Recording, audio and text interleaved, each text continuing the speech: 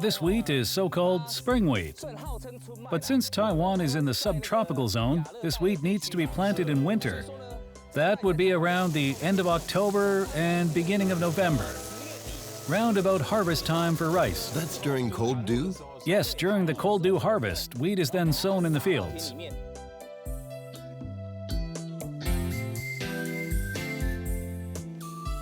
You were not a farmer by trade before, were you? Oh no. It's true that I grew up on the farm, but like many children in Taiwan who grew up on a farm, in adulthood I was driven to leave my farming village to follow the mainstream earning opportunities.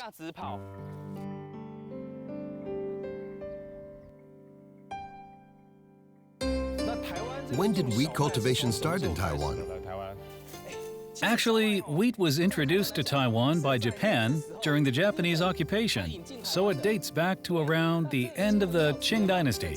Wheat was then cultivated until the 1950s. Then Taiwan's agricultural food policy intended to balance the US dollar trade deficit with what was known as Article 318. As a result, importing of soybeans, corns, and wheat was opened up. So importing of grains has been opened up ever since. Indeed. From that point on, growing wheat was no longer economically viable because wheat was planted on a large scale overseas. That'll be very cheap. It's so much cheaper. Compared with the cost of wheat cultivation in Taiwan, the cost of it overseas is less than a third. The wheat grown by Taiwanese farmers lost its competitive edge in the market, so naturally, wheat growing just disappeared from the land of Taiwan.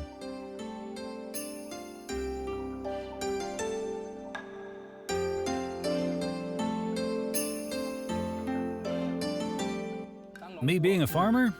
Been back to farming for 3 years. 3 years? 4 years now. 4 years. The fourth year. The fourth year. What are your thoughts on the last 4 years? We still need to follow the order of nature. The wisdom accumulated by our ancestors over centuries and thousands of years is not to be tampered with by modern ideas. People now often advise not to eat produce that is supplied out of season. Why? As they say, melons forcibly picked will not be sweet. There has to be something unnatural for produce to be available out of season.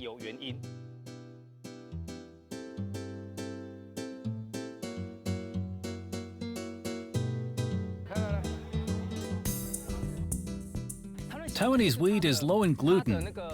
Due to the climate in Taiwan, its gluten level is low. Also, the variety, altitude, and environment are all unsuitable. You're right. That's the weakness and limitation in its use. But in terms of its strength, Taiwanese wheat is fresh and very aromatic, and its quality is very close to European wheat. Particularly since it's fresh, the aroma is very pronounced. That freshness, combined with its aroma, is second to none.